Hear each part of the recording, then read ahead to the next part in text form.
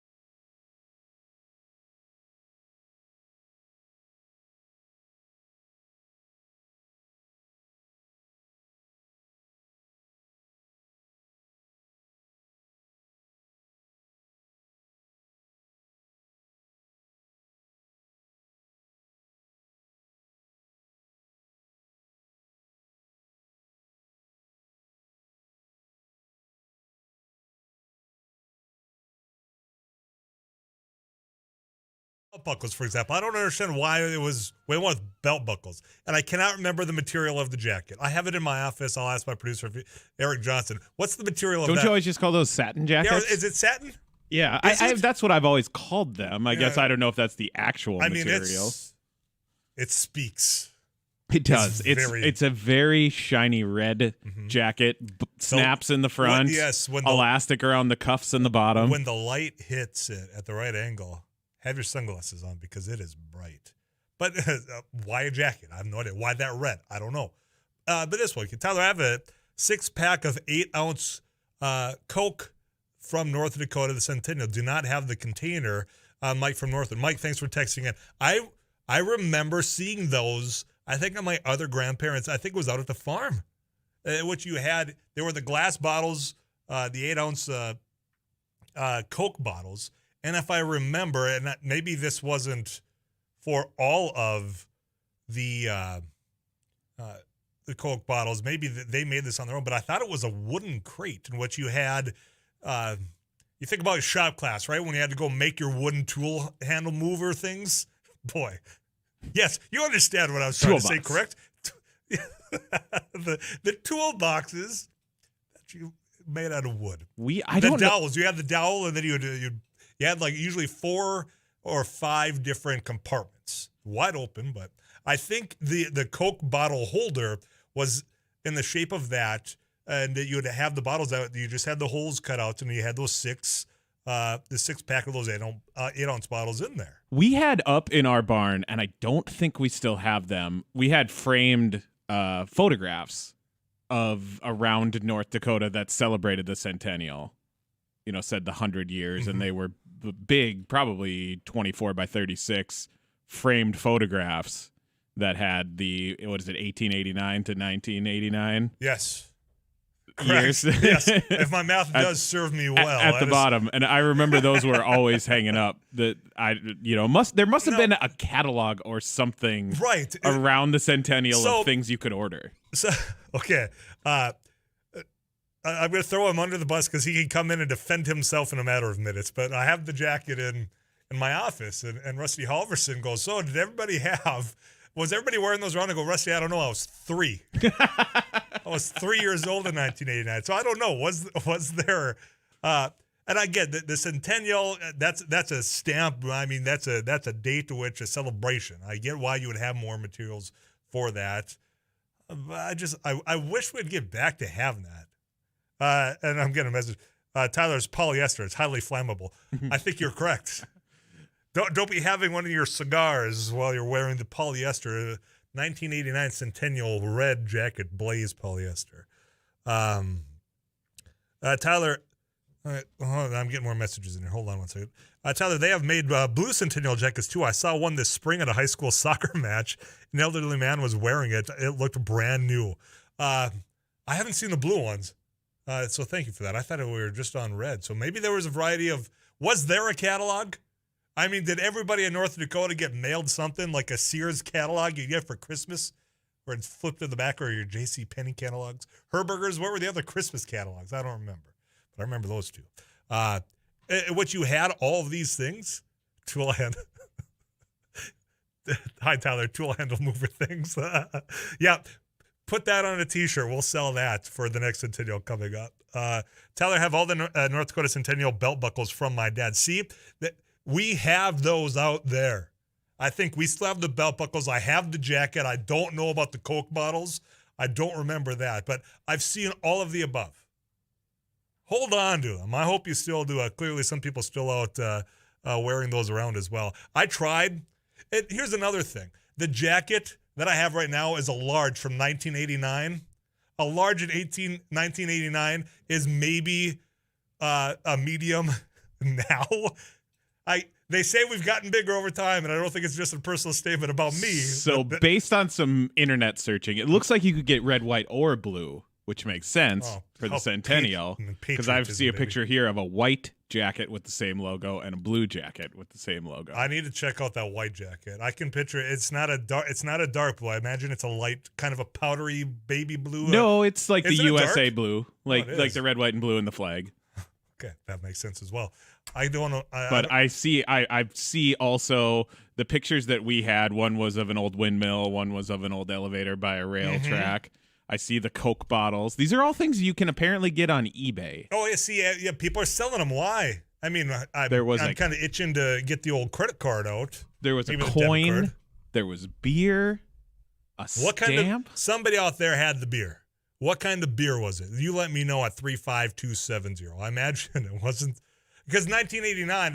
You didn't have as many varieties as far as what you would get, right? You can get the bottles for $4, made with 100% North Dakota barley. Of course. Please enjoy in moderation. No barley, no beer. I think there's a saying like that out there. They know who I'm talking about. Still get hats, belt buckles, etc. The Crosby, North Dakota threshing bee. Okay, so I had asked, some communities have to still be doing this. Thank you. Tyler, I remember those jackets from elementary with the name embroidered on them. Yeah, our name is not embroidered on this one, and now because it is one of those vintage, it's in pretty good condition, I'm not going to. It's going to end up in a frame probably somewhere. Tyler, it was horrible beer. What brand? Does anybody remember? It says on the bottle that it was bottled in Cold Springs, Minnesota, which is that New Ulm Brewing that's in Cold Springs? I can't remember. It's not Hams. It's not Hams. It's not Grain Belt. No, it was brewed specially for the Centennial. So I want to know who in North Dakota's hierarchy decided which brand, which flavor the fine citizens got to enjoy. Who was sitting in the governor's office saying, this is the one, it's got just the perfect blend of barley and malts? Because apparently he did a horrible job. And I assume it's a guy. I just have that assumption. I got to say, though, these belt buckles look solid. Yeah, That is a belt buckle I would wear. Tyler, I have a tan brown jacket like you have, North Dakota Centennial logo on the back. Okay, there's a variety. It's not just red, white, and blue, tan brown. Tyler, there was another one in here that I remember. Somebody had matching light blue jackets. So yeah, there was light blue as well. Tyler, my parents living in Germany in the 1970s, and they would go on pub crawls, and at each stop they got to keep their beer stein and earned a medal. Oh, now I kicked down a medal for their walking stick. It was it was like medals for drinking beer. It's almost like a pub crawl Olympics. I mean, now. I don't know that the pub crawls, of course, over the last couple of years have been kind of slow in coming because of obvious reasons. But now here's your T-shirt, and you can go there, and you don't get stamps, nothing. It's just, here's a T-shirt. And then you end up wearing those back when I used to go to the gym. And then people be like, oh, yeah, I needed to come here so I could work off what I did on this shirt on this date. Right. Yeah. Keep them coming in. 237-594. It's the Laney studio line. You can text me at 35270. I'm telling you, I hope that there are still, obviously, Crosby in North Dakota. Thanks for listening up in Crosby, saying that we still do this at the threshing bee.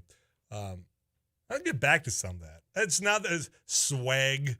There's something about having those to where, all right, once you get it, you're going to keep it. I mean, I know that some places, businesses, for example, they'll give out pizza cutters. And no offense, or hand out something else. It's like those items that you want to display. We've gotten away from that. And I don't know what the reason is, but I want us to turn it around. We'll find a way to do that here on Afternoons Live. Mark my word on that. Here's what's coming up. I got to get you caught up with KFGO News. Been teasing $10 billion more than what they asked for. That's what happened, according to Bloomberg. On October 18th, so 2 days ago, breaking Senate Defense Appropriations Bill is out giving the Pentagon more than $10 billion more than they requested. And that's not $10 billion over 10 years. That's $10 billion for this coming year. They don't have a pay for. So all the times they have, well, how are you going to pay for it? You want childcare? Well, how are you going to pay for it? Why does it only come up on that side of the ledger? And why is it that the Senate Defense Appropriations can come on and say, oh, you wanted $715 billion? Let's make it $725 billion. No questions asked. Let's talk about that. And you can join the conversation. Give me your explanation why on that side of the ledger it's okay, but when it comes to roads, bridges, things like that, we've got to find other means for it. We'll have that conversation next.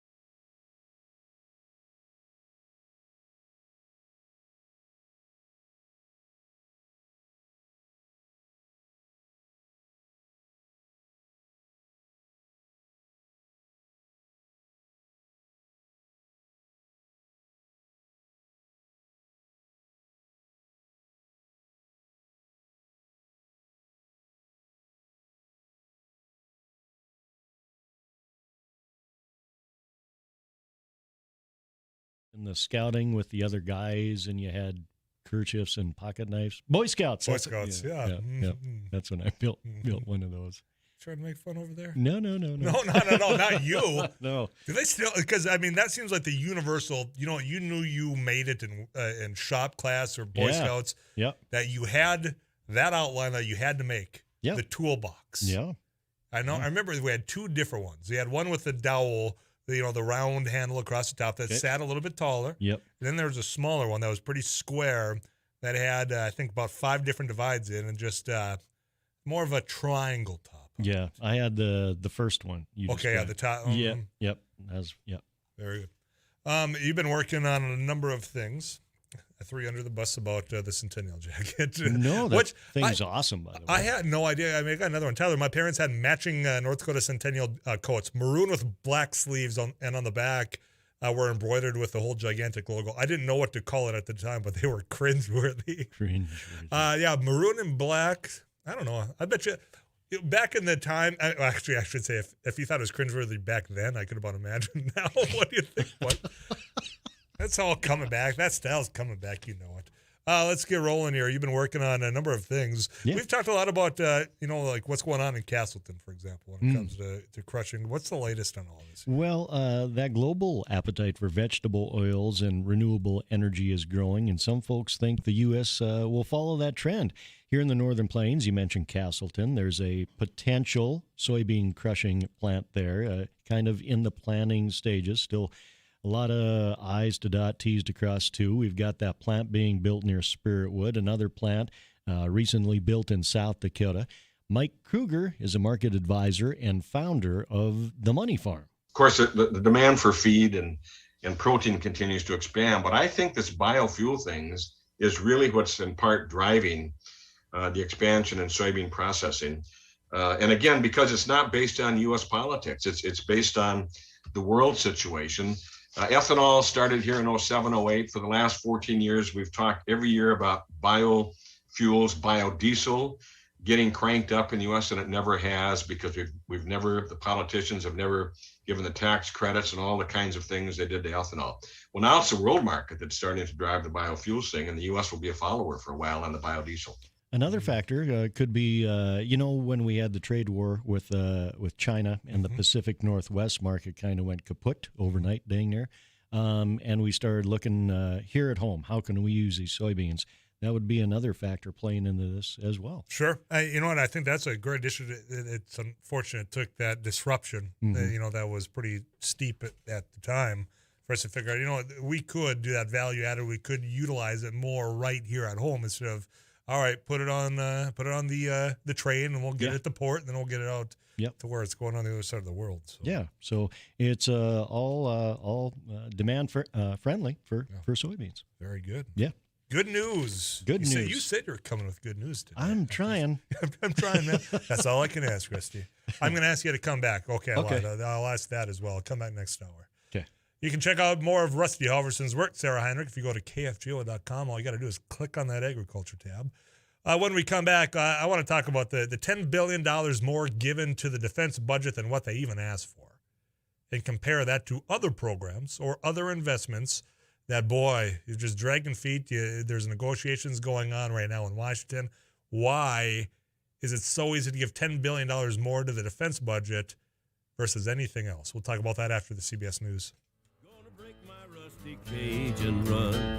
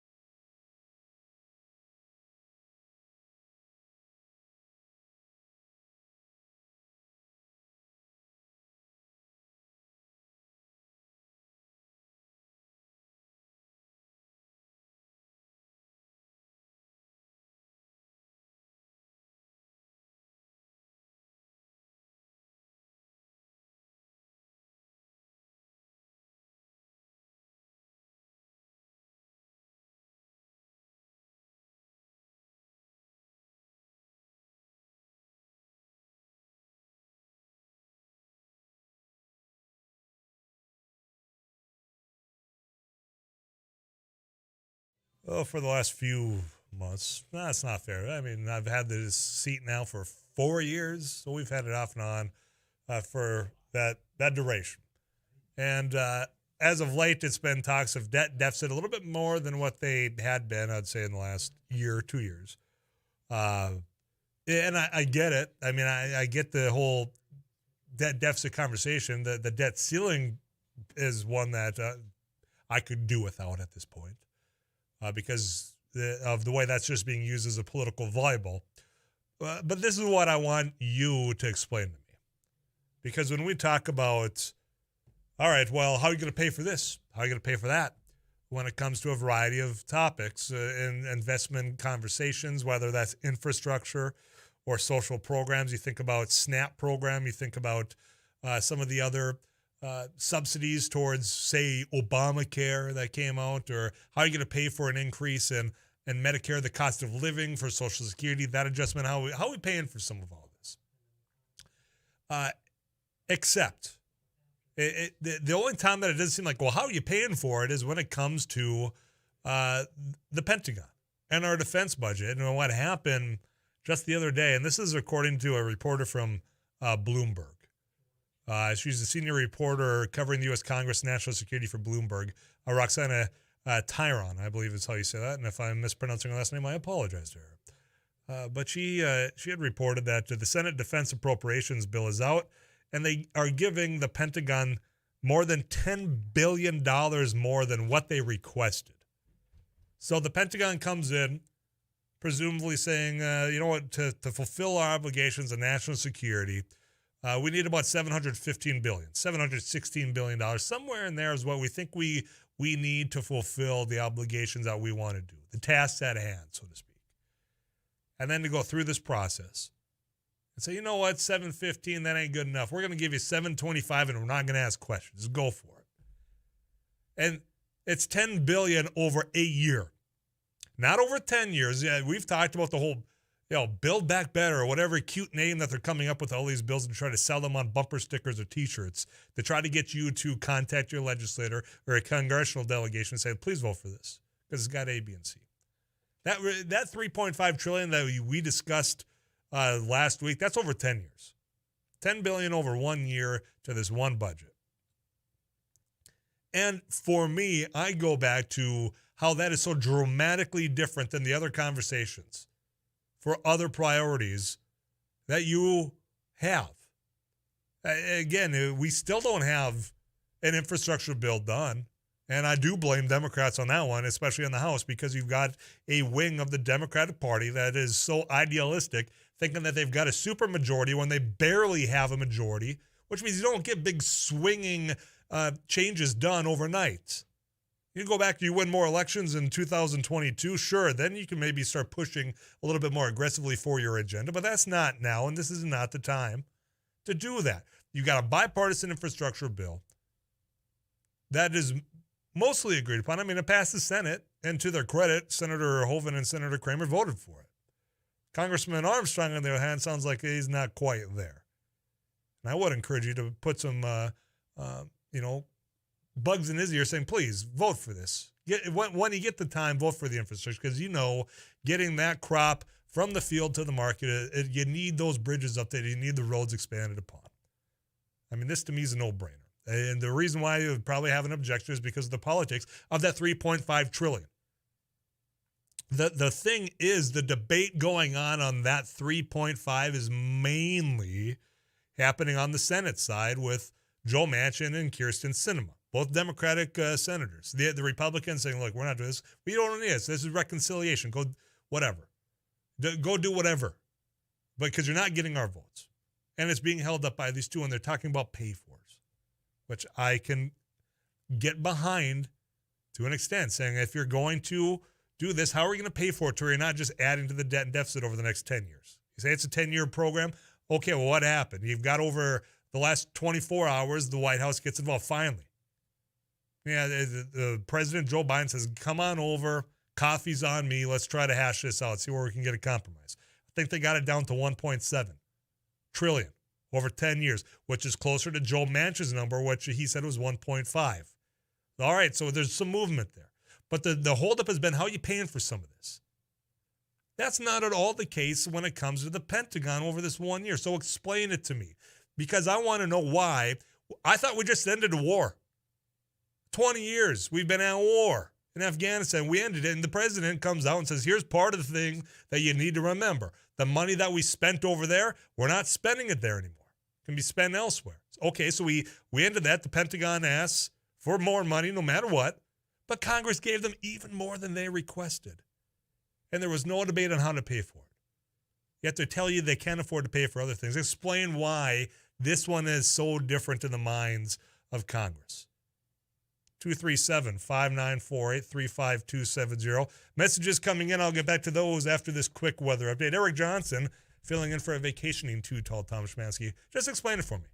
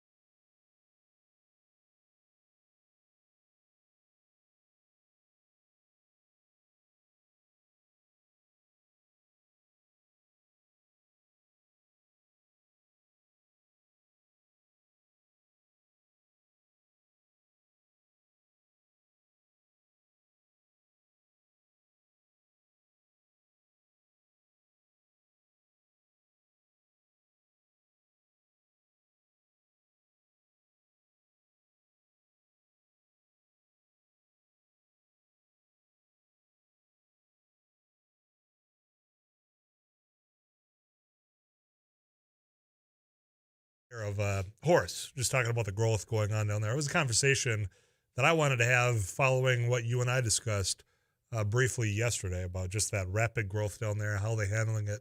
And the mayor does have a little bit of time. In the meantime, if you're just joining us, I was explaining why everything else we have to discuss pay fors, which I'm fine with that. We can discuss how you pay for programs. I think that's a responsible thing to do.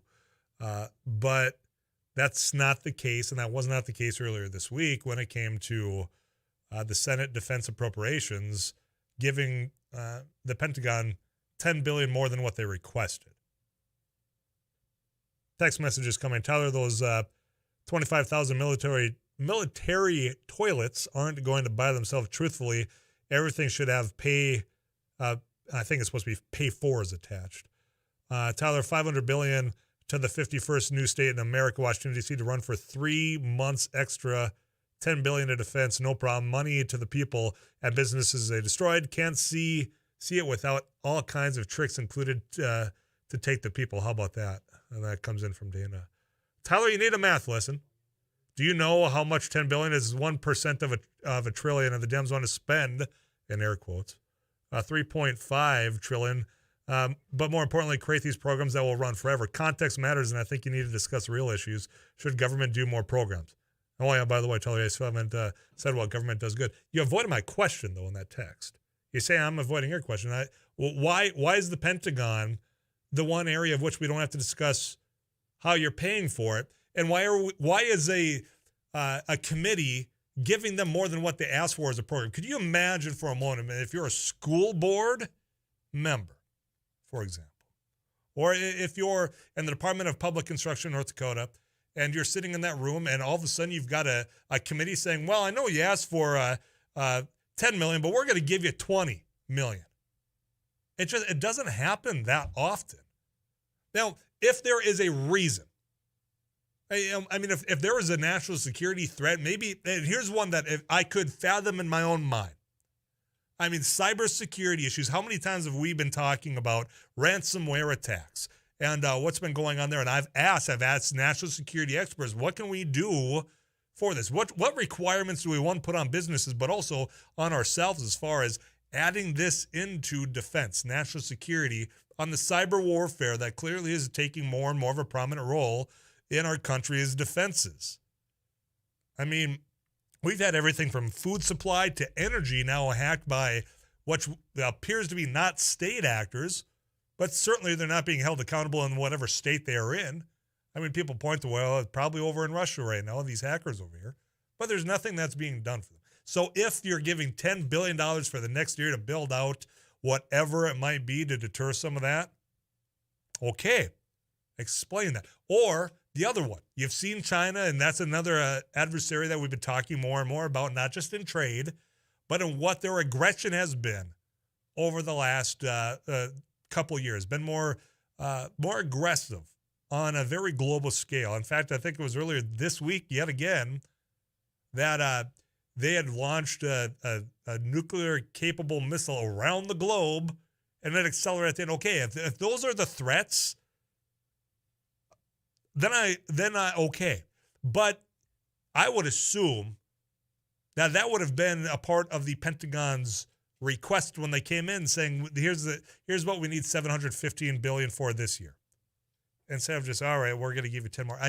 It seems as though that this one in particular, and I don't know if it's because that when it comes to pure politics of it, that if you come out and say we need to make cuts to defense spending to offset some of this, we're no longer fighting over in Afghanistan. We don't have troops over there. You know, I know what the commander-in-chief said. The president said we're going to be able to use that money elsewhere or save some. That if you come and make a vote to cut defense, you are painted as weak. I mean, that's what it is. You're weak on national security. You're weak on defense. You don't support the troops. I mean, it's that black and white, it seems, when it comes to just the electoral side of this.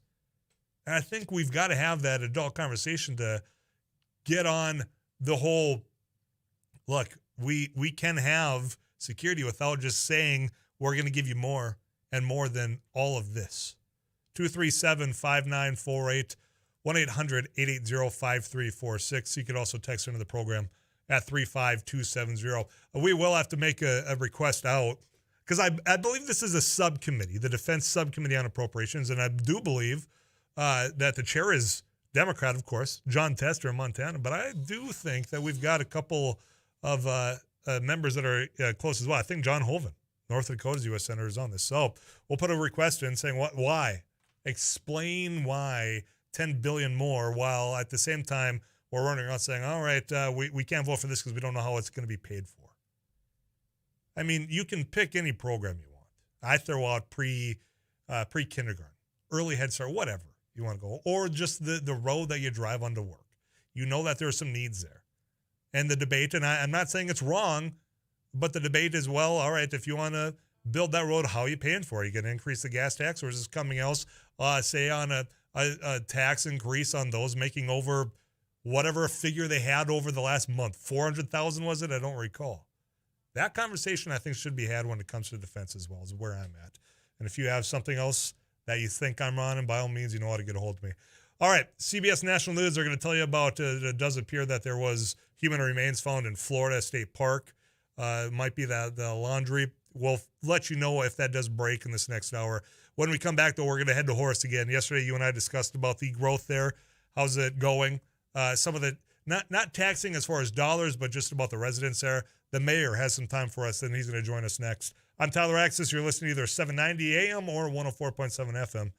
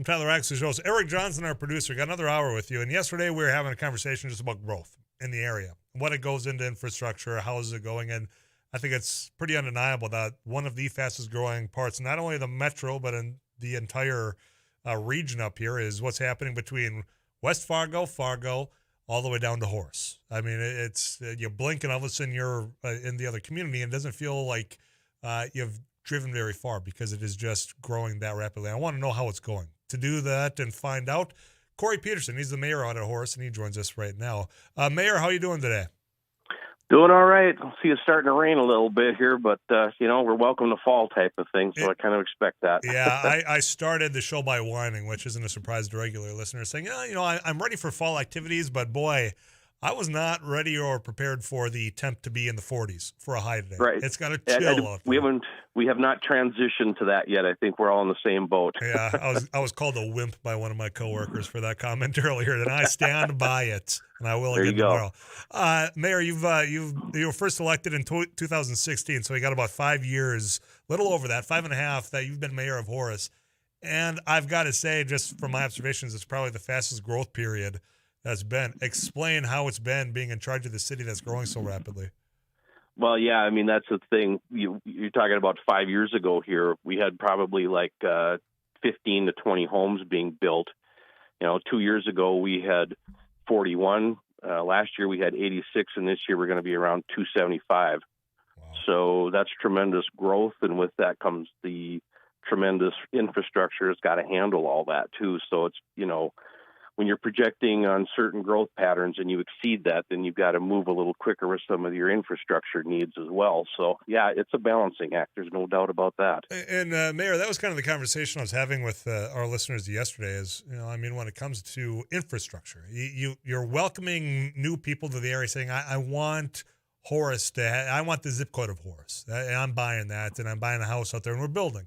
And there's an expectation that when you're building out there, you're going to have the adequate roads, you're going to have the adequate sewer, the adequate electricity, and it's not cheap. I'm curious now, do people understand that? Those long-term residents, when I know I've been here a long time, but I welcome these neighbors. Explain that dynamic that you've been having to struggle with. Well, yeah, I mean, that's part of the thing you run into here, too, that you've got, I moved here in 2000, and we like the rural, the outer, I'll call it the bedroom community, but, quiet town, small, but you were close to a metro that you could easily go and partake in all the things in a big city and then go back home, and you're back in your little, I'll call it the rural community. And that's changing very rapidly. And just like anything else, not everybody likes change, especially when it's very rapid like this. And I can fully appreciate that because I'm watching events unfold too that I never thought would unfold quite this quickly. So I get that, and the residents that have lived here a long time, I know some of them are very concerned about this too, and I share the concerns. But I also understand that this is a growth area. There's been a lot of talk, about, oh man, all these new people coming to town. But it is, that's great. They're here, they're coming, and I welcome them. It's like, hey, welcome to this town. Of course, some of the people say, well, it's not a small town anymore, but well, that's your classification of a small town. People coming from Minneapolis here are saying this is a small town, whereas somebody moving here from, say, like Alice, North Dakota, might think we're a bigger city. So I've had that conversation. It's relative. It is. I've had that conversation, and there's no right answer on this show saying, okay, well, where do you draw the line of what is a small town and what's no longer? I'm from a town of 450 people, for example. So a town of 1,000, that's not a small town to me. But I know of a family that is moving to Horace from Minneapolis for employment opportunities. To them, this is rural life for them. Yeah. I'm curious, what surprised you the most over your 5.5 when it comes to this growth? Was it the speed of it? Was it the dollar amount? What's the one that, whoa, I didn't see that one coming? I think the biggest thing for me was the rapid change. I mean, last year we were anticipating around 120 homes that were going to be built this year, like around the November time frame. But then we started talking to developers a little bit more, and literally within like 3 to 4 months, it changed that rapidly. So it's like every year it seems it's beyond what we're anticipating. So it's to try and stay. I think my biggest thing was to try and stay ahead on the infrastructure needs, because like I'll just give you an example. So right now, Horace has lagoons. We all know how much fun lagoons are, but that's what they've had for many years.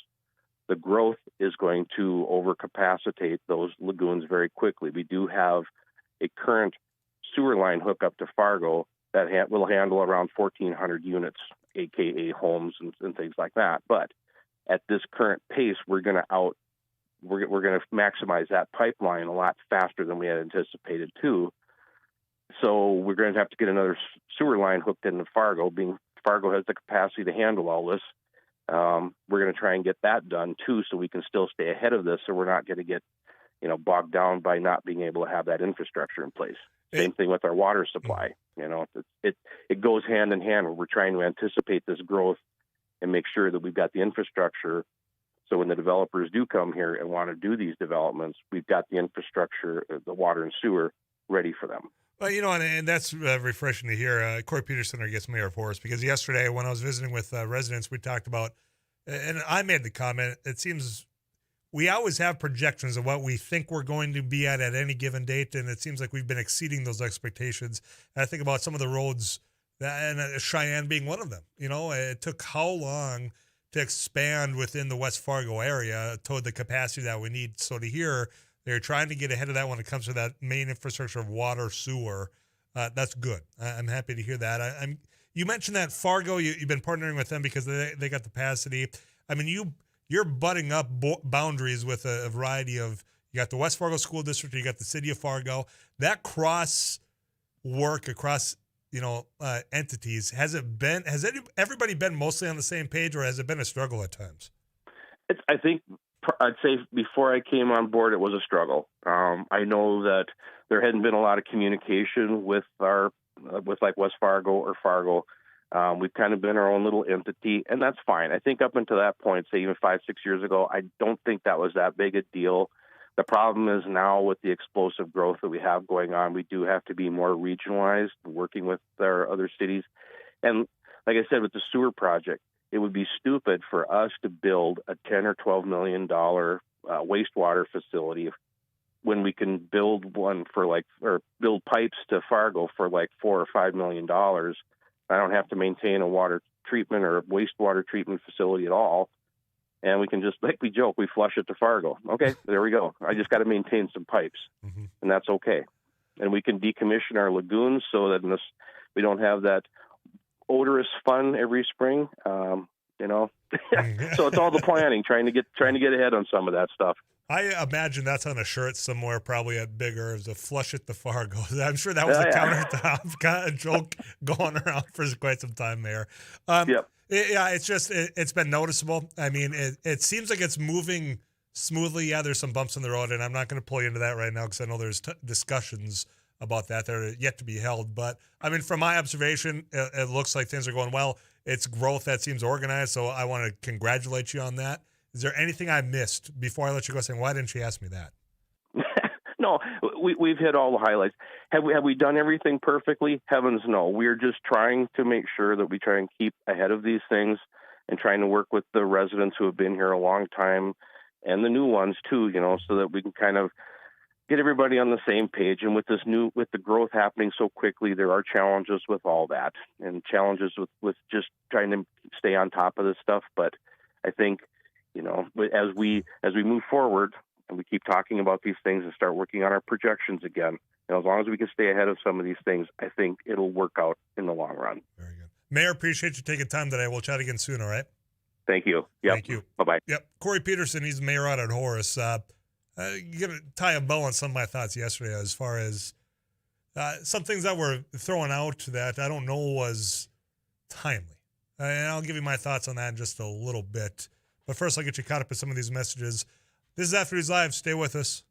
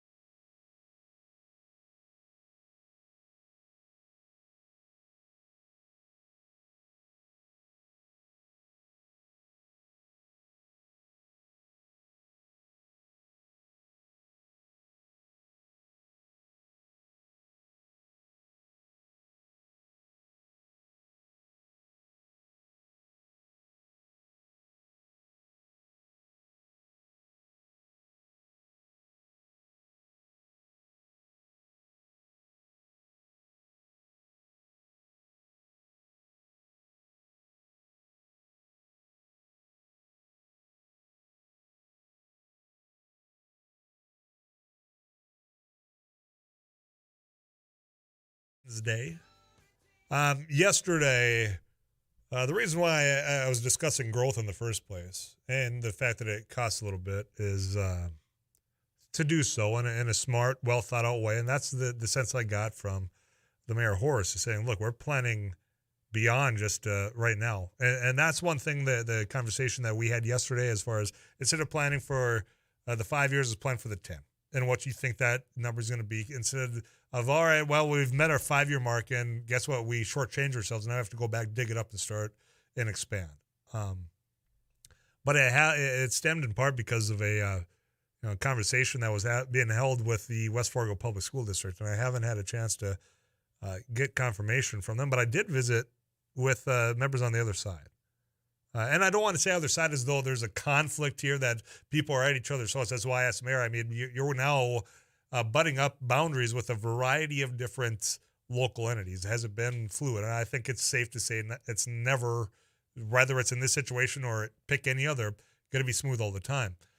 But when we're talking about special assessments and the needs that go into funding some of that infrastructure, I don't know that communication's been as strong there. I mean, I know that there's an upcoming meeting in which this is probably going to be discussed, and that's why it hasn't been really flushed out yet from, I believe, the city side. Because after I saw the comments coming from the West Fargo School District saying, I need an accounting for the $100,000 that's supposed to be in this district, more so than what was expected earlier on. I said it could be a couple of things. One being materials are more expensive. Everyone across the board agrees on that, right?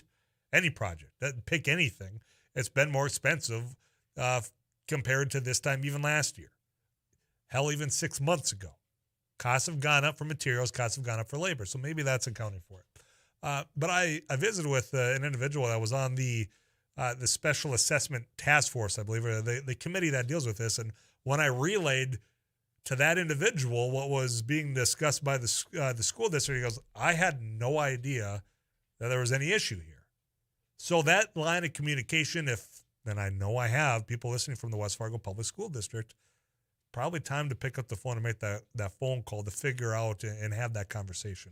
Because when I brought it up to those on the Horace side, they seemed rather blindsided by it.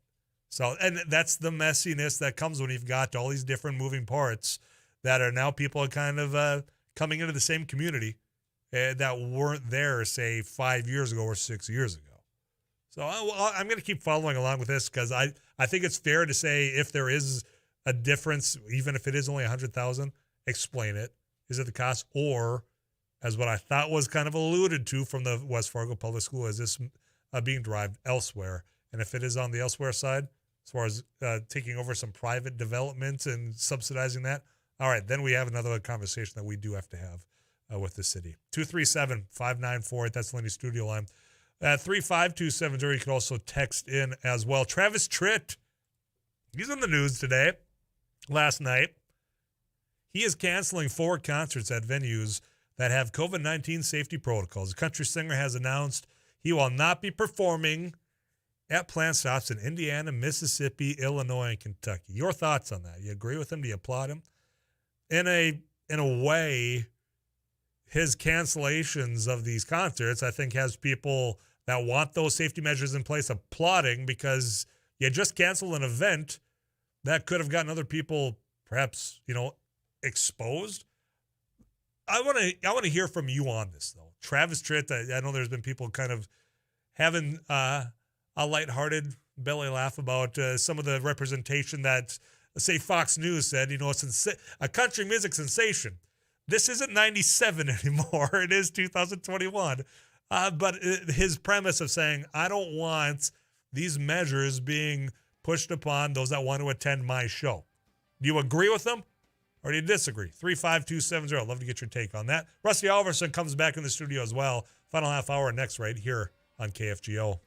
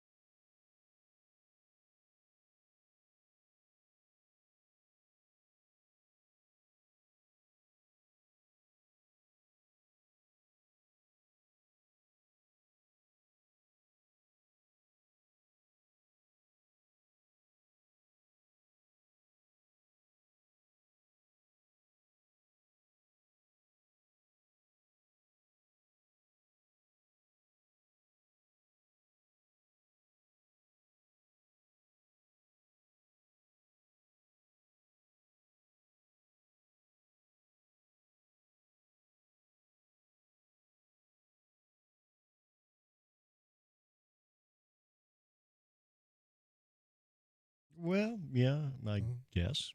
You don't want to look very convincing. Yeah. I mean, the boss is listening, so I'm sure you were just Ooh, was typing I away, slaving yeah. away? Oh, my goodness sakes. Oh, yeah, it is. But there are people that are out in the fields really working hard. Oh, yeah, yeah. Well, much harder than me talking into this microphone, sitting in a very comfy studio for you. Trying to beat the weather. Yeah, and yep. I just had a guest on from Mayor of Horace saying, yeah, it's starting to rain out there. So. Yeah, I saw a glimpse of the radar, and just south of the Fargo-Moorhead area, pretty good chunk of it into northeastern South Dakota, west central Minnesota. Enough to delay anything? Perhaps, yes. Perhaps. Yes. I know sugar beets, for example, seemed like the one crop that was trending behind where we were ahead of schedule on everything else. Yeah. Is that still the case, or how's the sugar beet harvest going? Well, the harvest got off to a slow start, as you know, Tyler, in the Red River Valley because of warm temperatures. Then we had some rain events, and further to the south, Todd Giselius is the Vice President of Agriculture with the Southern Minnesota Beet Sugar Cooperative, and he says things have been similar in his area near Renville. The warm weather in the first part of October really meant that we just continued our pre-pile activities into October much longer than we normally would. And we finally got some cooler temperatures on the 11th of October, and then we started off in earnest. We had a little rain shower that knocked us out for about a day, but then we've got after it, and since then we've had a couple of heat shutdowns, but really we've been going very good. So they got another shower this morning, too. Looking at the radar, it looks like they might be dodging them at this moment. And Todd figures they are about 65% complete for the co-op. So that's, they're chipping away. They're trucking along. Yeah. Yep. Well, that's all you can do is make a little bit of progress. Yep.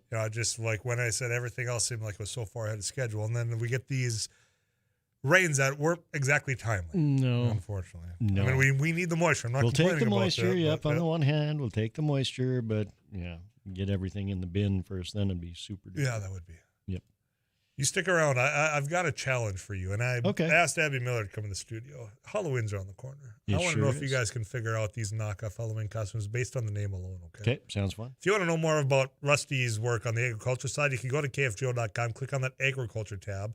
Him and Sarah Heinrich, the best in the biz. You can find out more right there. CBS National News on the way. I do have some comments in the text club about Travis Tritt, the country music sensation, canceling his concerts in 4 stops. We'll talk about that as well when we come back.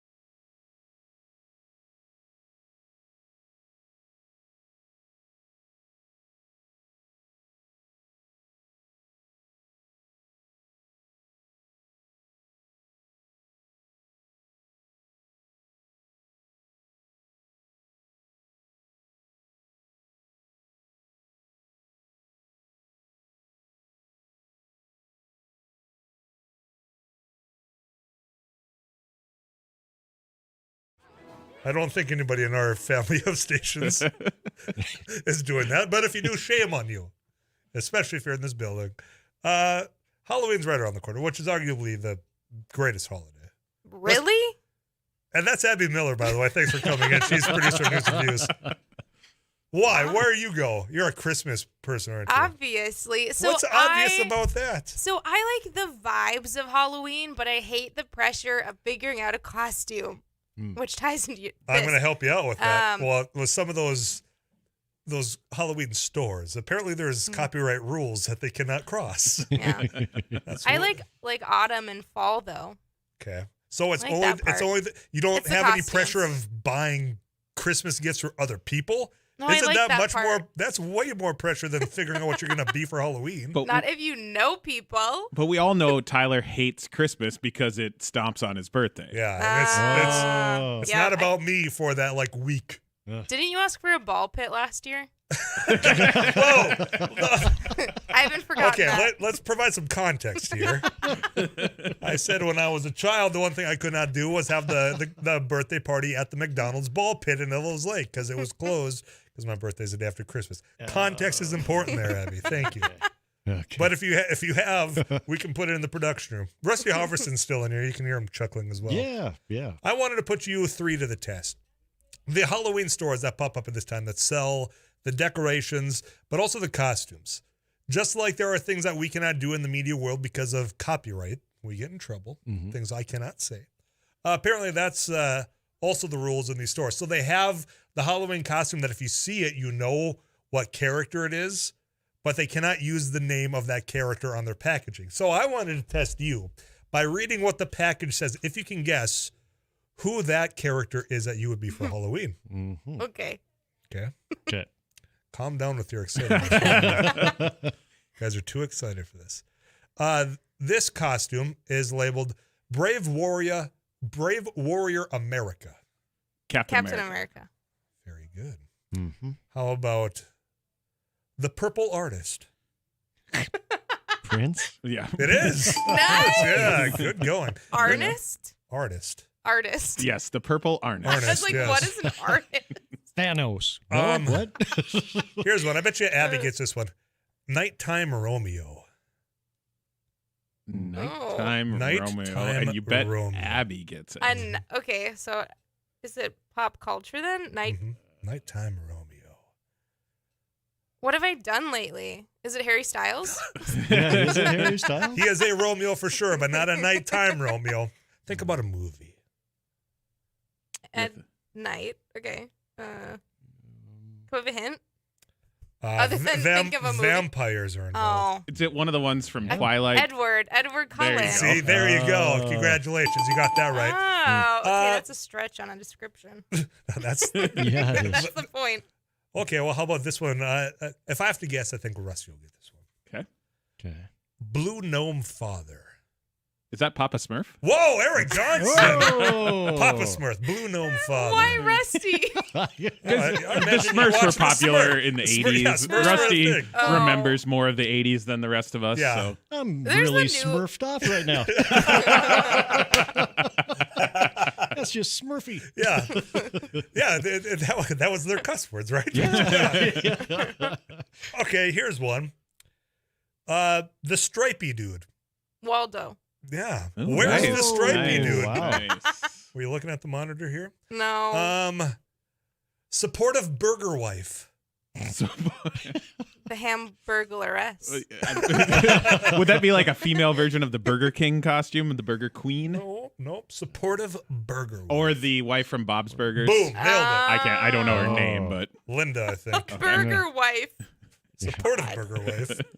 I think this is probably Spirit's store. I don't know. Yep. I probably just got in trouble for saying their name. This one. A lad in a costume. A lad in a costume? Is it Aladdin? Yes. A lad in a costume. That one's His name is more Idiot. clever than the rest Clever, of I them. agree. Yeah. I actually tip my cap to whoever came up with that one. Here's one for you fine fellows and ladies. Sorry. Potter teacher wizard boy. Harry Potter. What? Why is he a teacher? No, but it's is the the teacher. Is it Snape? Dumbledore? Dumbledore. Yeah. Dumbledore. He looks more like He was the headmaster, Yeah, he though, was the not headmaster. a teacher necessarily. Yeah. I I'm have sure take Speed- issue with And that one a it's little like- bit. Place is worried Here's about the that. issue that I have. He looks more like Gandalf than he does anything Well, from Harry Potter. There's a little bit of overlap. This one's going to be tough, so I'm going to preface this because even and it's based on a movie, and it's a female costume. That doesn't mean that Abby's got this one in the bag. It's notionless. Notionless? That's a costume. That's it? Notionless is what it says. It's kind of a plaid yellow. Notionless. Clueless. Oh, it's Cher from Clueless. Yes. Oh. Okay, smart fellow Hey, back there you there. go. Let's see, what else do we have here? Some of these I can't say because it is a family-friendly show. Because we are under FCC rules. Correct. not So they're just under copyright copyrights. rules. I'm under FCC. I don't want to be fined and or fired. Juice Demon. Juice? Beetlejuice. Ooh. Yes. Good I job. like that. Was that right? Yeah, that I was like correct. Wait. Okay, one more, and then I got to get a weather update. Mischievous worker. A mischievous worker. Mischievous worker. Okay, I lied. I got another one after. Mischievous worker. Is it a like a movie? Is it Something? Dwight Schrute? I like where your head's at. It's a cartoon. Let me paint the picture. Is it It's a yellow shirt, blue SpongeBob. bib Oh, no. overalls. Despicable Me. Correct. The Minions. There you go. Nice Little one. minion. Nice one. Oh, it's a little minion. Okay. One more. Unusual events. Stranger Things. Yeah. Good job, guys. 11. Wow. Is it 11 from Stranger Yes, Things? it is. So you guys were able to figure this out based on names alone. Do you applaud their efforts? I liked Aladdin. Yeah, that's Aladdin. the best Yeah, one. that is a good one. Aladdin. Aladdin a costume. If- I like the Papa Smurf one. You guys really nailed that one. If the Stranger Things one would have been 12 minus 1, that would have been kind of clever. Right. It's 11. Rusty, just because you're in the studio and you're a fan favorite, I'm liking Rusty's chances in audibles tomorrow. Sorry, Abby. I take that personal, Texter. Wow. Rusty Wow, just that's plays with early. you guys during audibles. Man is good. Never underestimate Rusty. You know, Yeah.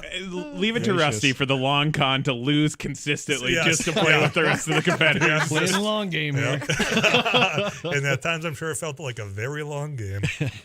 Appreciate it, guys. Thank you did you. good. I was surprised with how well y'all did. Thanks. Let's get you a weather update. Aladdin. Let's get you a weather update. We'll wrap up Afternoons Live. We'll see what's coming up on the drive. Derek Hansen next.